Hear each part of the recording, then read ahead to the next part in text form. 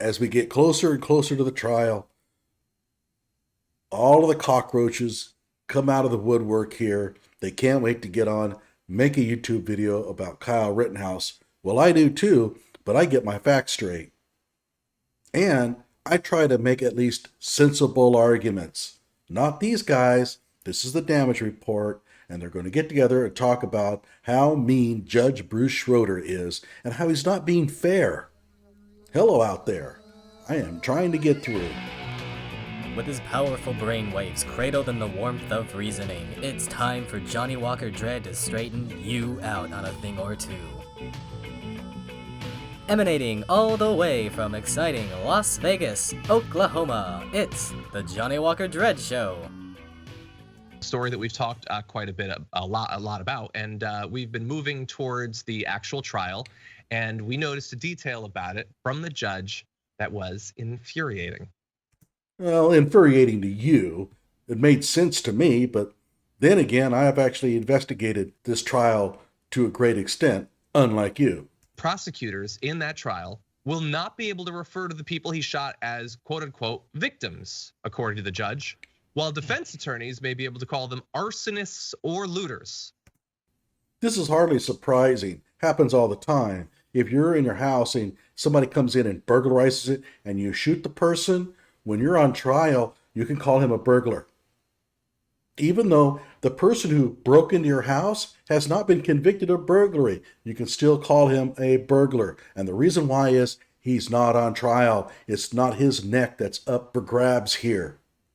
He's not going to face the punishment for what happens to his reputation. Now, if he goes on trial, assuming he lived, then you can't call him a burglar while he's on trial. Because at that point, he's no longer a witness. He is the accused. This country always has special protections for the accused. Okay, so that may sound unfair. Let's give the judge a chance and go into the reasoning. Judge Bruce Schroeder says the word victim is a loaded word. And I think alleged victim is a cousin to it. They can use the term complaining witness or decedent to refer to those shot by Rittenhouse. So JR, Bruce Schroeder is just worried about loaded terms like victim. He is only going to allow non-loaded terms like arsonist and looter. Oh yeah, rioters and arsonists and looters. Yeah, those aren't any kind of way loaded at all. By the way, you know what's the cousin to the term of a victim? It's alleged victim. Oh, so I guess this is the uncle to those other terms like looters and rioters and arsonists. At least he says he has a long-term thing with this, but you have to understand the situation that you're in, and also seeing how these little things like this get carried out through a court proceeding. We'll hear about the Kyle Rittenhouse case starting, but unless someone pointed out that this was one aspect of the pretrial hearing and the meetings that are going on, we wouldn't understand sometimes how juries get slanted. Victim, the word victim.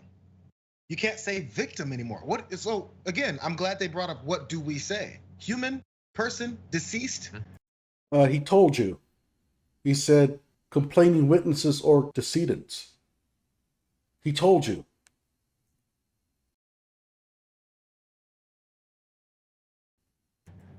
I don't know, but we don't want to taint the jury's minds against what I want them to think. It's straightforward. Yeah, and look, I really hope that, I mean, maybe nothing's there, but go into his other decisions in the past and see. Well, go ahead. What the hell's stopping you? Look up the trial of Guy Smith. That's a good one. By the way, same prosecutor too, Binger. And you'll see how that prosecutor tried to have a guy thrown in jail for simply trying to protect himself as well. A man who had no ill intent for anyone. And Binger tried to get him thrown in jail. And Judge Bruce Schroeder was there and stopped it. So go ahead, look into his past decisions. Don't just assume that they must all favor right-wing defendants or something like that. That's what you're doing. You're assuming. Now, that's not to say that there isn't theoretically some balance, I guess. I don't know. They rejected the request from the prosecution to block any evidence that local law enforcement provided water to the vigilantes. and thank them for their presence. That's videos that we've seen. One officer can be heard in a video that we played way back in the day on the show saying, "We appreciate you guys, we really do." They were just a team of out-of-state vigilantes hoping to get into a position where they could shoot someone. Kyle Rittenhouse out of that group was just the guy who was most successful at it, but that's what they were there for. This is the reason why we don't allow the people he shot to be called victims. You're a perfect example. It's because people like you can end up on a jury. That's why we don't do this. Because you have already decided that Kyle Rittenhouse is guilty. You haven't seen all the evidence. You know very little about this trial, to be honest with you. But you've already decided he is guilty. And so allowing his shootees to be called victims would play right into your hands if you're on the jury. That's why we don't do it. Anyway, I went in that tweet. I went on Twitter yesterday and I saw the responses to it, and the number of people who think that this guy did absolutely nothing wrong. Yeah, it's pretty high. Why? It doesn't look like he did. There's no decision that he could have nor should have made differently. There was no world. You could do 30 seasons of Marvel's What If, and you cannot conceive of a world where those people were not going to die. And the same thing applies to you guys. There is nothing in the world that you think that Anthony Huber did wrong that night, even though Kyle is running towards the police, even though Anthony Huber did not have any firsthand information that Kyle had done anything wrong. He tried to kill a kid with a skateboard by running behind him as the kid was running to the police. And you can't conceive of anything that Anthony Huber did wrong. He's only a hero. So don't hand me this crap. He couldn't have just stayed at home instead of traveling to a different place to guard a gas station that he doesn't know anything about. Yeah, I guess the people he shot could have stayed home too. Why didn't they? Are they guilty? We could all stay home and not have bad things happen. If a person claims self-defense because he shoots somebody, you can always say things like, well, if you hadn't been there, the whole thing wouldn't have happened. Therefore, you must be at fault. What kind of justice system is that? So anyway, I don't know how this is going to go, JR, but I know that it's revealing some awful stuff. I guess this is similar. You talk about the Twitter folks. I guess it's similar to what you were talking about earlier with the poll you asked about, did that guy really hate Donald Trump like he says? I wonder, do we really believe that those folks think he did nothing wrong? Because I don't think they do. I think they know he did something wrong, but they're okay that he did something wrong. And don't tell me what I'm thinking. Don't speak for me. No, I don't sit around at night thinking, well, I know Kyle is really guilty, but I think I'm just going to defend him anyway. I've looked at the evidence pretty hard. It looks to me like he is innocent of all charges. No, I don't have to make him guilty of a few charges to look balanced. And guess who brings up the politics? It's not us, it's these guys. Where did Trump come from all of a sudden? It's these guys. They're always bringing it up. It's Trump and white supremacism and all that. They're the political ones in the whole deal. What does this have to do with Trump? I'm not a Trump fan. Never voted for him. Most of the people in my comment section that are pro-Kyle are not Trump fans either. So why does it have to be about that? And you can't continue to carry your moral lies to yourself about your belief system if you admit that the guy that you're praising as the savior was wrong. Because I don't have that problem because I don't think he was wrong. Sorry. Therefore, your support of him is wrong. Again, we've attached our identities to these political stances and this hatred for certain folks. So if someone's not come out and carries out the murders that you wish you would have carried out in your fantasy lands at home, maybe you got scared, maybe you realized that you'd be arrested for it, maybe you don't have the guts to watch someone die in front of you that you shoot a several rounds into. Whatever the reason is that you didn't carry it out, but you enjoy that he did, is why you're supporting him. It has nothing to do with whether or not he was right or wrong. Notice the hypocrisy here. His entire stance is built around identity politics. If it was Crystal Kaiser that was being chased down that street and she used her gun to defend herself, do you think that he'd be all after her? No, not even. He'd be leading the march to have her acquitted. Justice for Crystal, he'd be pounding. The nerve for him to say that we play identity politics when that's all they do. He's the one that brought up Trump. I haven't. None of the other people I know bring up Trump. They do. And this whole idea that we hang out and fantasize about killing people, and we just didn't have the nerve to do it, but Kyle did, and therefore we praise him as a hero. Because where in the hell is he getting this crap? I know my followers pretty well. They're pretty much peaceful, loving people. And anybody that goes into the comments section and starts writing stuff that's pro-violence, I'm not going to have it. So, yeah, hypocrisy, man. You just like that he did it. Yeah, and just easy hypothetical. Okay, so someone goes to Portland. They're like a big commie Antifa person, and some Proud Boys are running around, and the Proud Boys try to punch the commie Antifa guy, and he whips out an AR-15 and shoots two of them. Does anyone think that the right wing would be like, oh yeah, no, he's a patriot?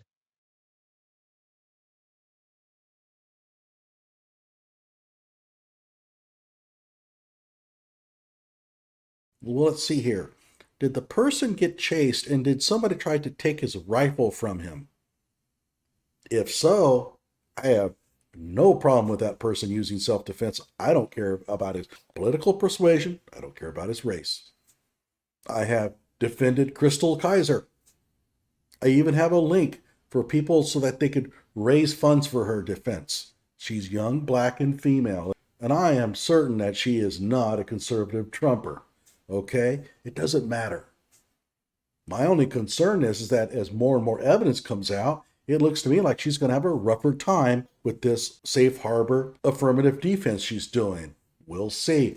But she should have the best defense that she can muster. And if she's acquitted, fine. Good. If the evidence suggests that she didn't do anything wrong, I'm all for it. But by the way, how would they feel about the Antifa going up there with the AR-15 rifle? They would be all in favor of him. And you want proof of this? You wait until the Crystal Kaiser case comes up on trial. When they find out that she carried a handgun at the age of 17, 17-year-old carrying a handgun in her purse, that is a federal offense, and one for which there really is no protection in Wisconsin law. And she took it to a house and shot somebody with it. Wait until the same people who claim that Kyle is guilty because he carried that gun illegally are going to be all in favor of her defense. Oh, the fact that she used a gun, well, that's good. I'm glad she had the gun. That's how she was able to defend herself. Oh, yeah, I don't recall you using that argument when Kyle Rittenhouse was on trial. All of their arguments are going to get spun 180 degrees around, and they're going to be all defending her and completely ignoring the hypocrisy in their own arguments. You wait. You can totally do that. You can travel across state lines, and you can put yourself in a position where you're being attacked, and then yeah, that it's it's basically you can do whatever you want at that point. Nobody thinks that. You should have the same standard. I do. I don't care about the state line deal, unlike you guys. In the scenario that you're creating, you would be all out there saying the state line doesn't matter, and I'd be agreeing with you. But when it comes to Kyle Rittenhouse, all of a sudden the state line is a big deal, even though it shouldn't be. See, he points out his own hypocrisy there by pointing out that the person crossed state lines, even though that shouldn't matter. But for some reason, when it comes to Kyle, a Trumper, it makes a big difference. Murder is not necessary. Like, you literally do not have to do it.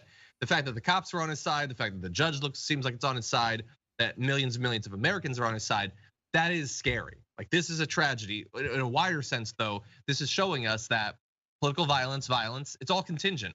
It really just matters who the shooter is, and they're perfectly fine with quite a bit of it. And Again, who's playing the identity politics here?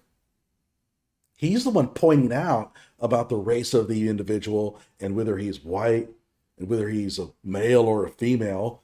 We're not making that distinction. It truly doesn't matter to me whether the person was a male or a female or white or black when it comes to self-defense. The same doesn't apply to you, however. By the way, a lot of these folks like to talk about how we need crime deterrence. I've mentioned this so many times. Crime deterrence when it comes to someone that they don't like or the crime that they committed they don't like. It's a street crime or whatever.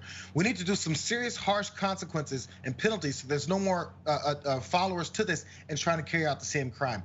What do you think a Kyle Rittenhouse stan is thinking right now as he sees these developments? As he sees potentially him get a slap on the wrist or whatever it is that they're trying to set up for him to get. Is that a crime deterrent? Or is that pushing him to think, hey, I didn't think he'd get away with this, but it looks like everyone's on his side. The entire justice system is on his side. We can escalate our violence and our murders tendencies, and we'll get away with it. It's why the guys, almost cussed, it's why the guys in jail are so mad that Donald Trump hasn't given that blanket pardon yet, because they were promised they'd have immunity for being his foot soldiers. Again, Trump, Trump, Trump. That's all they talk about. Every time something comes up, it's Trump, Trump, Trump. Was he a Trump fan or not? That's what they're using. But listen to this complete horse crap he's putting out there. He's saying that we now think, well, nothing bad is happening to Kyle Rittenhouse here, so I guess I'll go out there and try to shoot somebody. Are you kidding me? The kid has been persecuted from day one. He has spent a considerable amount of time in jail. He has had to raise $2 million in bail to get out. He's facing 60 years, and this whole notion that the entire justice system is in his favor, really? Binger is in his favor? Binger has done everything he can to have this kid thrown away in jail for the rest of his life. So the entire justice system is all on Kyle's side? You think other folks don't think that? Come on, man. Yep, 100%.